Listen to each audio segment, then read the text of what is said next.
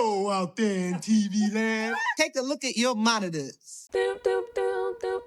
Hi, I'm Destiny from As Told by Destiny. You're watching YouTube.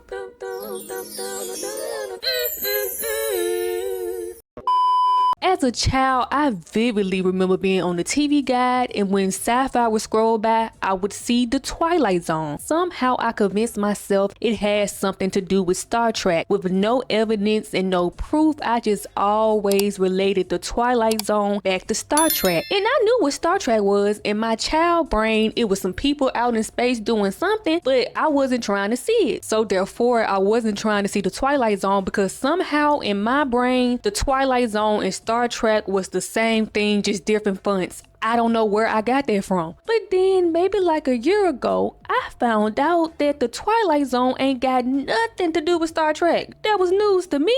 But I didn't decide to do anything with that information till about a couple days ago. Yes, this is real time, like 4, maybe 5 days ago. I was on Tubi scrolling, and then I saw the Twilight Zone, and something inside of me was just like, girl, it's time to give it a chance. So I did. I watched the first 7 episodes, and the best way to describe the feeling afterwards is that it felt like my wig had been shifted a little bit. I said, wait a minute. Then I watched the 8th episode titled Time Enough at Last, and I clutched my pearls. I'm telling y'all, I had to go stare at the wall and think about life for maybe 30 minutes to an hour after watching this one. Let's get into it. So the episode starts off with us meeting a man by the name of Henry Bemis and his thick ass glasses. And the reason I have to single out his glasses is because they are very important to the storyline.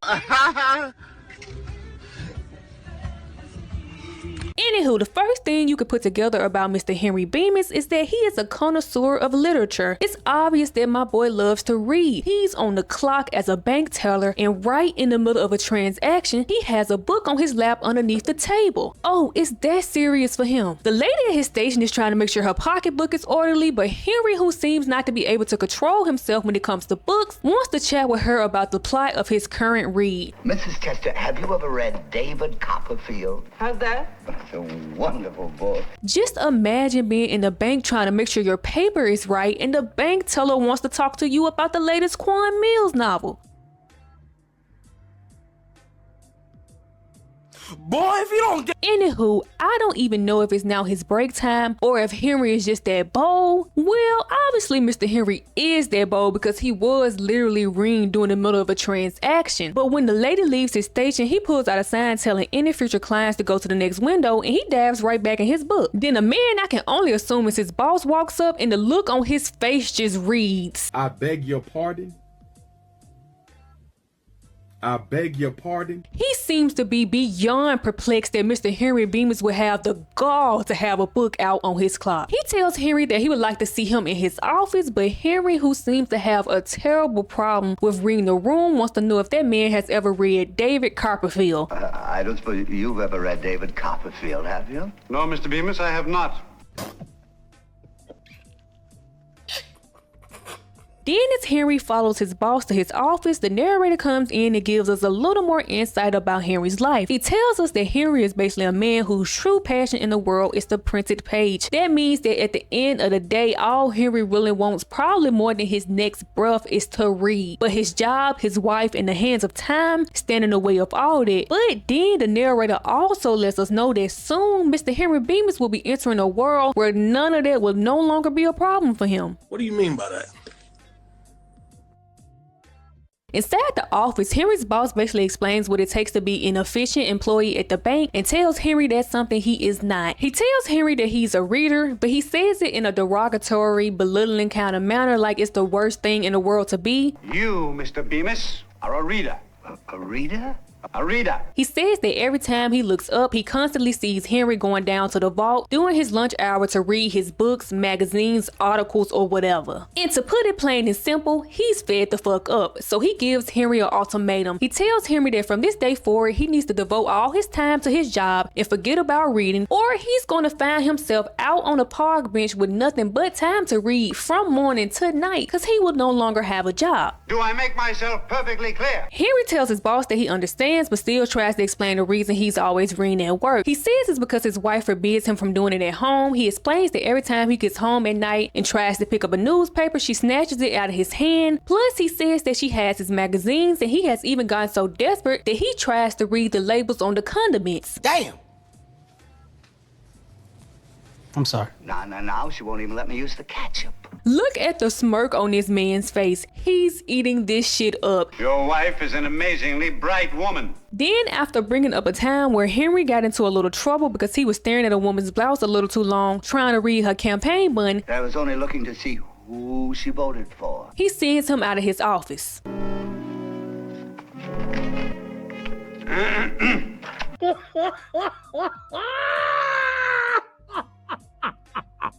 Then we end up at home with Henry where he's attempting to read a newspaper, and just like he said back in his boss's office, his wife Helen comes out of nowhere and snatches it right out of his hands. Then Helen starts talking to Henry like she gave birth to him rather than married him. First she picks at him for sneaking off to read the newspaper, then she basically tells him, hey, we done been over this a couple times. Now I done told your ass I will not have a husband of mine sacrificing the art of conversation. She said it just like that, or that's the way I heard it, one of the two. And I just have to say that by the way everybody is reacting, you would think Henry is hitting the pipe. I know this is long before the crack epidemic, but they are treating that man like he's sneaking off to get high, and all he's trying to do is read. This was 1959, way before my time, but I wonder what the social commentary was. Were they real life tripping about people who enjoy reading back in the day? Because besides reading on the clock, I really don't see anything wrong with what Henry got going on. He could be loving crack. They gotta think about it that way. Anywho, even though it's quite obvious that Helen runs a very strict program, Henry somehow is bold enough to start giggling at the fact that she said a husband of hers rather than just my husband. No, dear, it was just that you said a husband of mine. Well, how many husbands have you got? You've only got me. Helen says, please don't rub that shit in my face. I think she hates this man. And just like I said earlier that Helen treats Henry more like he's her child rather than her husband, she then tells him that they're about to go play cards with the Phillips and he needs to be ready in the next 15 minutes. She didn't ask him if there was something he feels like doing. She just tells him to change his shirt and be ready to walk out of the door with her. We're playing cards tonight. I want you to change your shirt. We're going over to the Phillips house. And you can tell that playing cards with the Phillips isn't something Henry really wants to do, but for whatever reason, he's not a man who sticks up for himself. He allows his wife to walk all over him. Anything to say? No, dear, nothing to say. Then Helen steps out of the room to go get prepared to leave, and this is when Henry decides to hit his secret stash. Yes, things are so dire that man has a secret stash of literature. He pulls out a book that was hidden underneath the seat of the chair he was sitting in, and he slides it in his jacket pocket. I'm guessing in his mind he was hoping there would be a few moments of sweet freedom at the Phillips where he could get a minute or two to himself to read. But I don't know if Helen can see through the walls or she just knows every single stunt that Henry has ever tried to pull. But when he opens the door, she's standing directly behind it, and she already knows exactly what he's been up to. Nothing, my dear. What's this?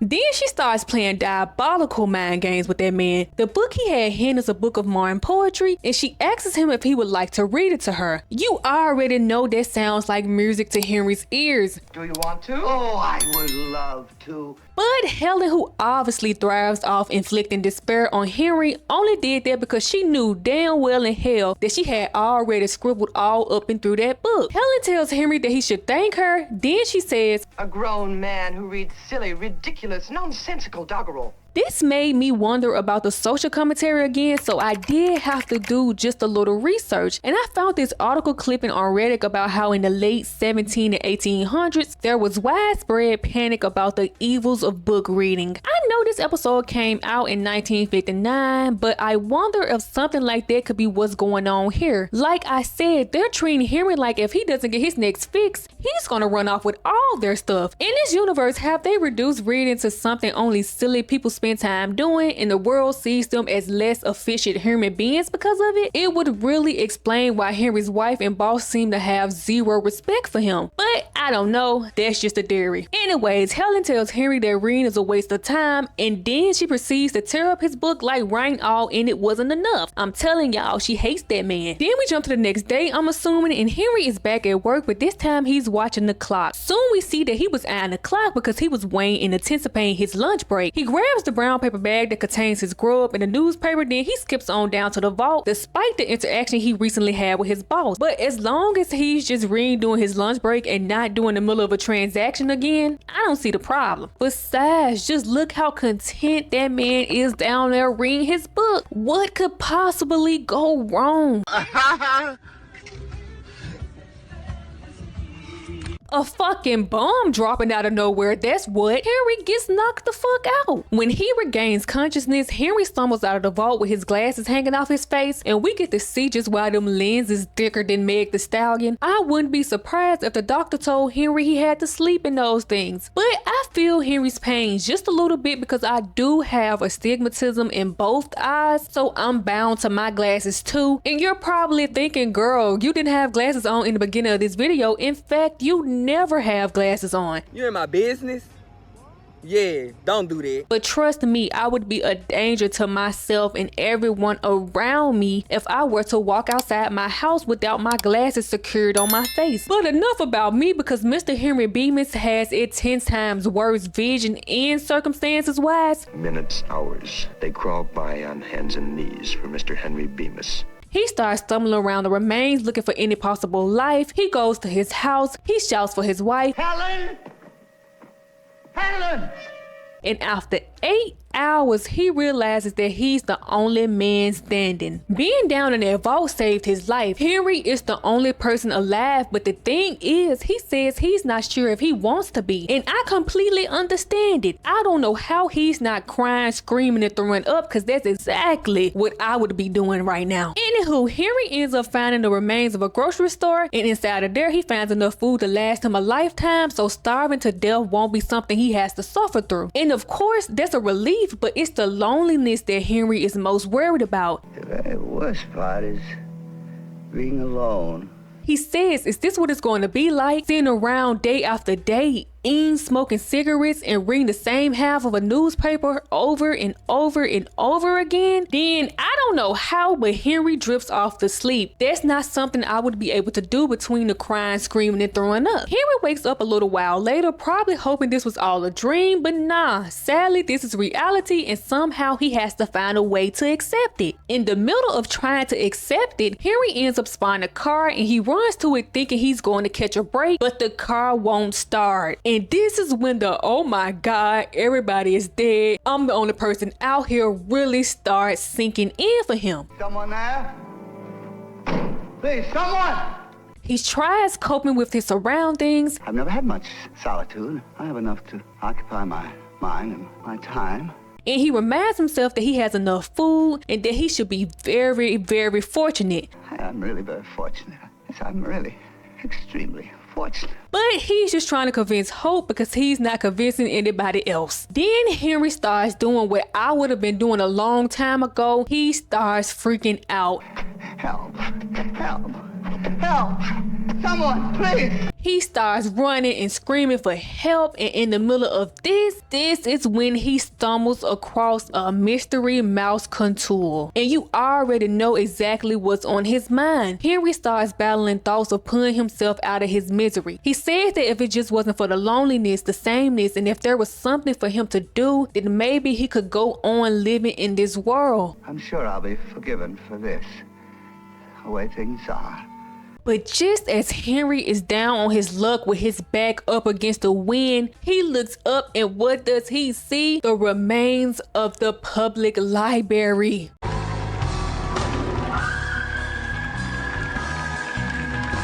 I don't know how it was even possible, but so many books survived that explosion. I'm not talking about a few here and there. I'm talking about hundreds and hundreds and hundreds of them. Collected works of Dickens.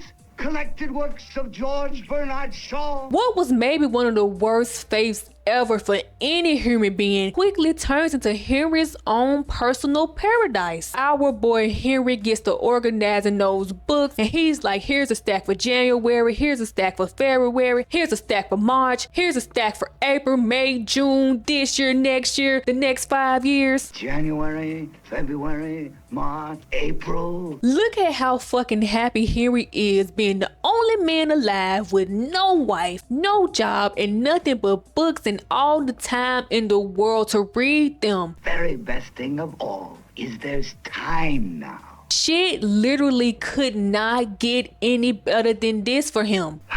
There's time enough at last. So they have no choice but to get worse. Damn!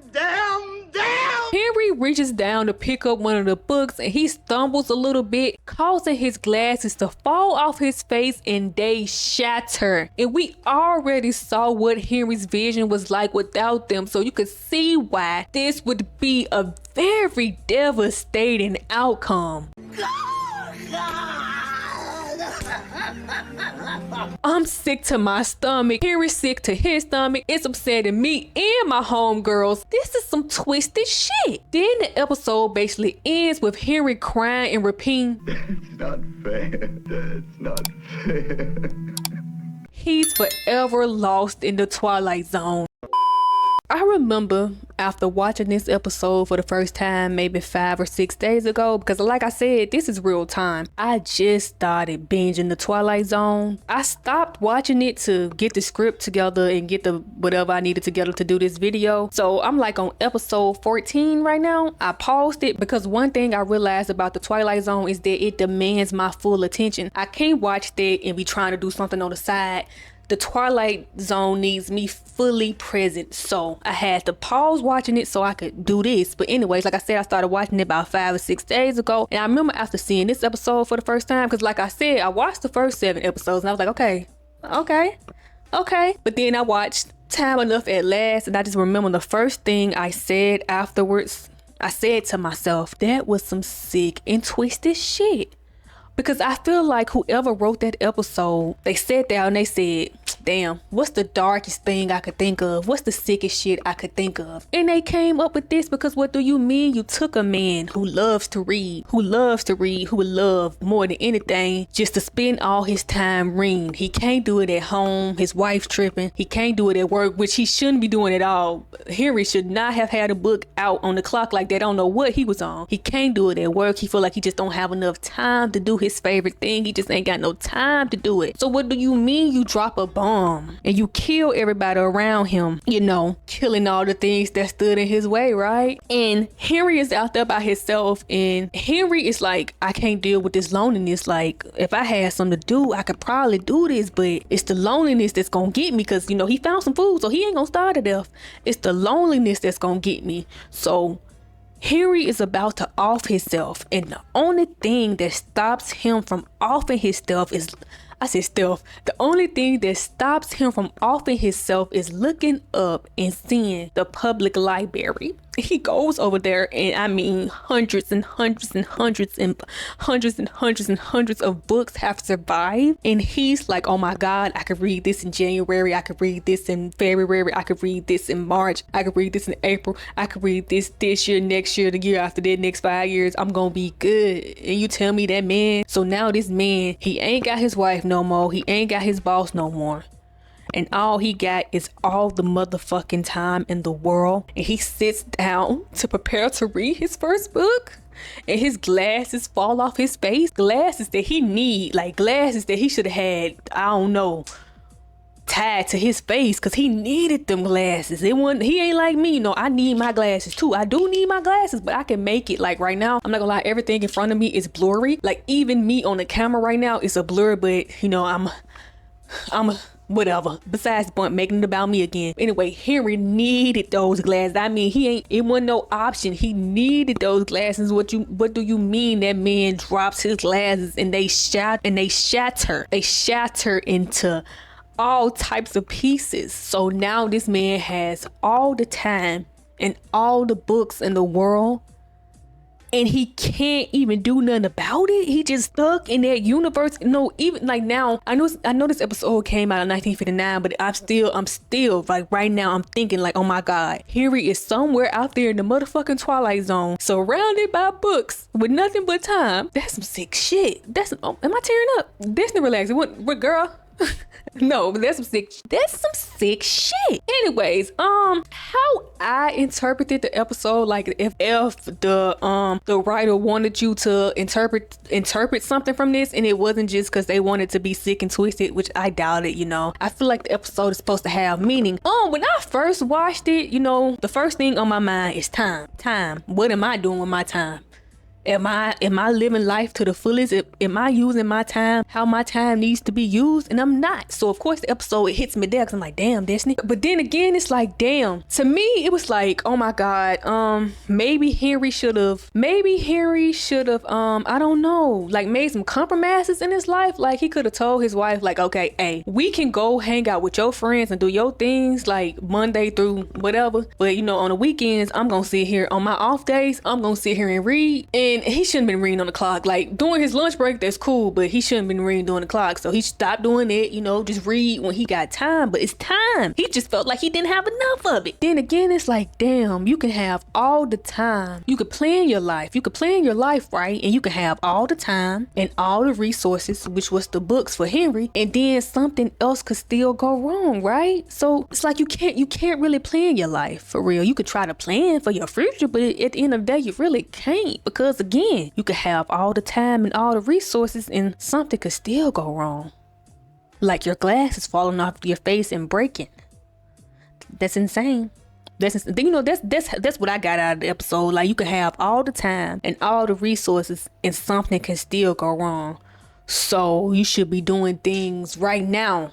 Like, I am not talking about tomorrow, the next day. You need to be doing some shit right now to make it so you can do the things you enjoy. Because I highly doubt the writer was saying that Henry needed to quit his job and leave his wife and just spend all day reading. No, maybe Henry should have tried to make some, playing out some shit for it. Like I said, I know what, never mind, he should have left his wife because his wife was talking to him crazy. His wife was talking to him crazy. And I wouldn't be surprised if she wasn't going upside his head. She was talking to him crazy. So he should have left his wife. Not quit his job, maybe left his wife though. Like if he left his wife, he could be at work, he do his job, go home, read. Find a wife who ain't really like that. But like I said, it makes me think about the social commentary where they tripping about people who love to read. Because, I was looking it up and I did see some things. Even now, even back in the day, there has been a problem with books and people thinking books got some evil shit in them, or they gonna make some people do some uprising or some crazy shit when all people trying to do is read. Like me, when I'm on my Kindle, I'm tell you right now, I am in the hood with a hood man that's willing to just to kill for his woman. Not saying that's something I want in real life. No, that's why I read about it. I'm in a romance. Anyway, I'm making this about me. This supposed to be about Henry. Where was I with it, girl? If you made it this far into me yapping, because I don't even know what I'm talking about no more. I don't even know the point I was trying to make. Where was I even going with these? Oh yeah, I was trying to say how I interpreted the episode. Like I interpreted it like you could have all the time, you could have all the resources, and something could still go wrong. So therefore, you can never really just plan for your life. So you need to be doing things today to make sure you living how you want to be living. Like you need to be doing that shit right now, because even when you get the shit you think you need, something else can go wrong, right? That's how I saw it. I don't know how many times I'm going to travel to the Twilight Zone universe. I don't know if I'm going to continue traveling to the Twilight Zone universe, because I don't know. It depends on how y'all feel, how y'all like this. I don't know. We'll see. I was about to say I got time, but then again,